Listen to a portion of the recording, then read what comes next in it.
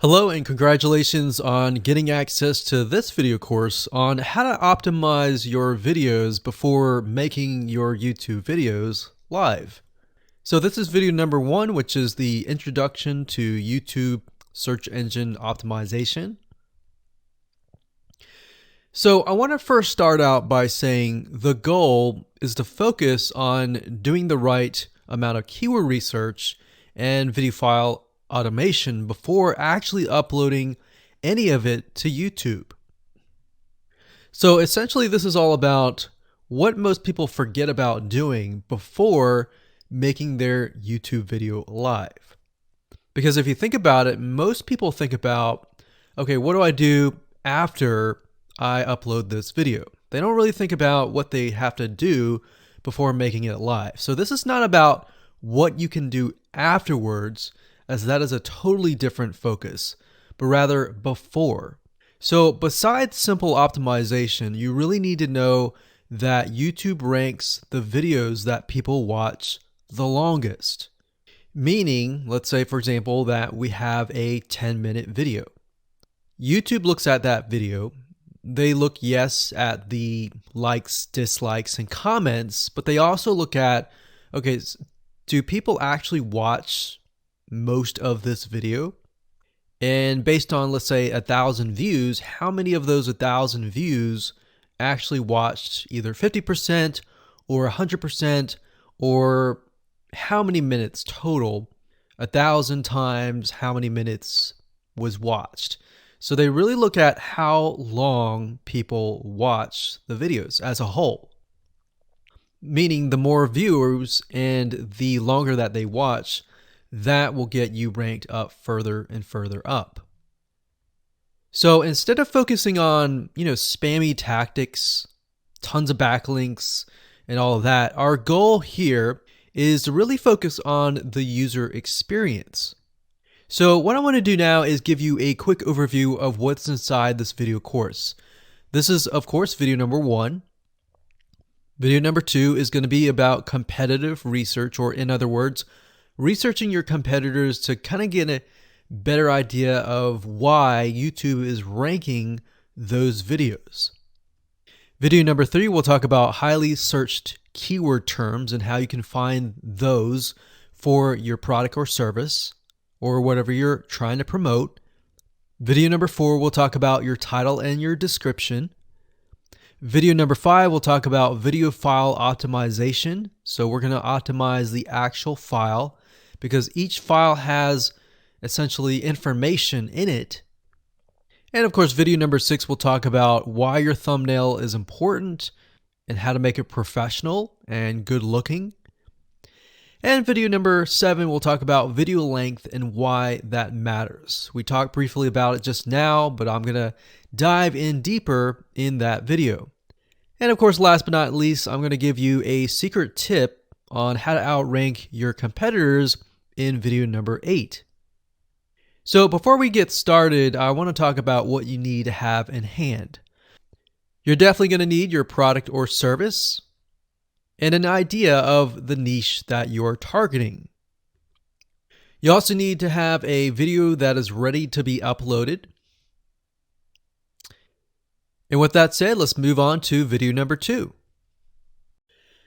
Hello and welcome back. This is video number 2. So let's talk about competitive research. You see, the best way to understand how you can rank better is to know what is already ranking in your niche or your market. So what we want to do here is we want to analyze the videos that are on the top. And I want you to specifically look at what titles, what descriptions are they using, and what thumbnails are they using that are eye-catching. And what is the user experience like when you click through those videos? So let's go ahead and do some competitive research. So for the sake of making sure that we find YouTube videos that actually relate to promoting a product, what I want to do now is just to pick a product out of the blue and let's take a look at YouTube. So one product that I've been using for a while now, which has been really, really awesome, is called the Instant Pot. It's basically a pressure cooker that cooks food at a really fast rate. So what we're going to do is we're going to hop on over to youtube.com and we're going to type in Instant Pot and see what we get. So I'm not going to click enter just yet because I'm interested in getting an idea of what kind of potential keywords that we could rank on, or what potential videos that we can create. And we'll talk more about this in the next video. But for now, let's just do some basic keyword brainstorming and then, of course, do some competitive research. So Instant Pot, we got Instant Pot recipes, we got Instant Pot ribs, Instant Pot roast. So let's just click here and see what we get. Now we can see how to use Instant Pot has 316,000 views right here. Instant Pot chicken, top 6 easiest things to cook in your Instant Pot. Perfect for beginners. All right. So let's just take a look at the top 3. So let's go ahead and open those up. And let's analyze them. So the first one is this one here. And let's pause the video. We'll skip the ad. All right.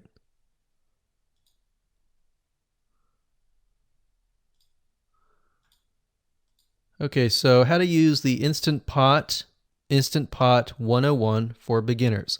So if we think about the type of audience that the Instant Pot attracts, it attracts somebody who has a busy life, who may be a beginner at cooking and just wants a quick and easy meal done fast. So we can see that. So one thing that I like to do is I like to copy the titles to Notepad. Just kind of get an idea of what we're dealing with. So that's the title. Looks like she's promoting an Amazon affiliate link. We can see that here, Amazon.to. We've got Instant Pot hacks, Instant Pot yogurt, and all that. So what she's doing, it's very funny, but she may not realize she's doing this, but what she's using is a method called siloing. And she's basically telling YouTube, hey, not only do I have this video on Instant Pot, I've got Instant Pot hacks, yogurt, recipes, and other recipes. So let's just copy that in here. So that's video number 1. So we're going to rank it from video 1, video 2, and video 3. Let's scroll down a bit. We've got 373 comments. I will say when it comes to YouTube, they're looking for engagement. So comments is good, likes are good, even dislikes are good as well. Even though dislikes are bad from a human standpoint, it tells YouTube that there is engagement. All right. So sometimes we're going to be able to view, we can't do it here, but sometimes you'll actually be able to view more data. But for now, you can't hear. Now, we can actually dig deeper if we want to. So let's just take a look at Natural Brittany's YouTube channel. Because when you're doing competitive research on YouTube, it's not just that particular video. It's actually the whole YouTube channel as a whole, the authority that that channel holds. So she has 116,000 subscribers. Click on the videos. She has a good amount of videos that talk about anything, looks like from cooking, from budgeting, from grocery, a lot of very similar videos. So let's scroll down. And now let's go ahead and take a look at the second highest ranking video. So if we go back over to here, and this is the Instant Pot chicken, cook with me, meal planning, meal prepping, Sunday setup. So let's go here, take a look.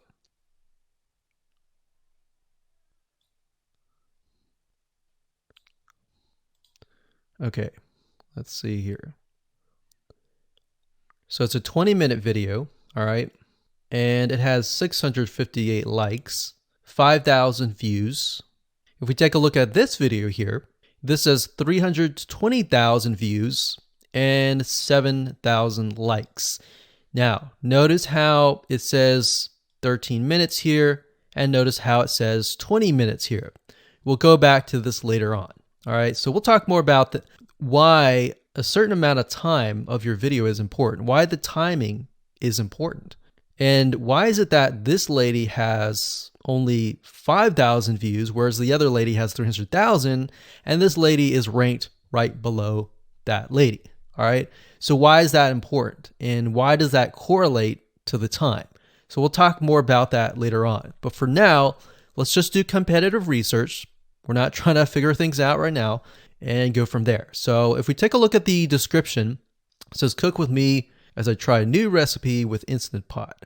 So the description contains the keyword. Sunday setup. Looks like she's got some Amazon links. And if we think about Instant Pot, who could it be targeting? All right, so this lady calls out people who are trying to prep on Sunday. So if we can get an idea of who it's targeting mothers, it's targeting people who are busy, who maybe only have time on Sundays to set things up. And chicken is a common thing, so maybe she's getting a lot of clicks. We don't know exactly, but we know that the headline and the description work together in getting clicks. All right, back over here, this is the third one. So let's take a look at this one. So this one is 8 minutes, but it has a lot more views than those other two videos, but it's shorter. It's shorter, but it has longer amount of views, and it's third. It's got 11,000 likes and 633 dislikes. If we scroll down, we can see that it has more comments than the first one. So why is it that the first one is number one and this one is the third one and it has more views and more comments? Well, we don't know exactly why, but I have a hunch as to why that is, which we'll talk more about ranking and what Google and YouTube is looking for later down the road. So that's that. Let's just copy that title. And I'm going to go ahead and pause this video and we'll copy and paste that information to the notepad. Okay, so I went ahead and copy and paste the information. So this is video 1, this is video 2, and this is video 3 down below. So let me make this bigger. So we have this information. So as we're kind of analyzing the competitor, we want to save this for later, but can you kind of see a similarity here? So this is calling out the target audience. This is calling out the people who are busy, essentially. And top 6 ways, top X ways, top certain number ways is always a good title. So perfect for beginners. So if you can imagine, we already see that this title has beginners. This one's calling out perfect for beginners. And this one essentially is calling out people who are busy. So it's a target audience. So that's key. So having this in hand gives you a better idea on what potential titles and descriptions that you can have. Now, you can do some deeper dive competitive research using specific tools. And one specific tool is called SocialBlade. So that's socialblade.com, as you can see here. And I like to use this to kind of get a better idea of the YouTube channel as a whole. Because what you're trying to figure out is, did this person rank because their channel as a whole has a lot of traffic? Or did this person rank simply because of the titles and the description? So there's many factors that come involved, but let's take a look at Naturally Brittany. So let's go ahead and copy this. And you basically want to come here and type in the username of the YouTube channel. So we'll go ahead and click this here. Okay, so we can see here that this is Naturally Brittany, 116,000 subscribers.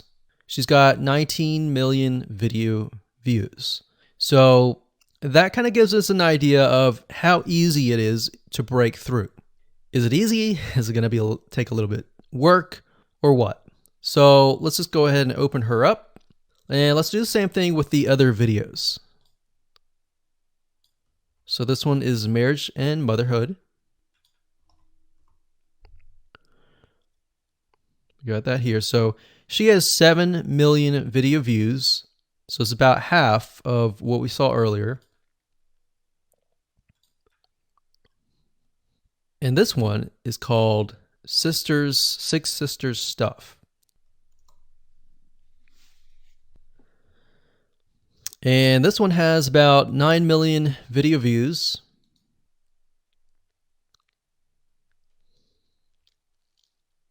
So right off the bat, we can see that if we were to rank on the keyword Instant Pot, it's going to take a lot to break through. But the way we can break through is by using essentially subcategories of that keyword. So Instant Pot recipes or Instant Pot chicken recipe, stuff like that. So we can see that each one of these has about 100 to 200,000 subscribers. So you're going to have to be competing against that. Now, obviously, if you have a good size YouTube channel, that will usually mean that you can break through fairly easily. But if you're just starting out, then breaking through on that keyword is going to be a little bit more difficult. So the next question is, what keywords should you use? And we'll discuss that in the next video.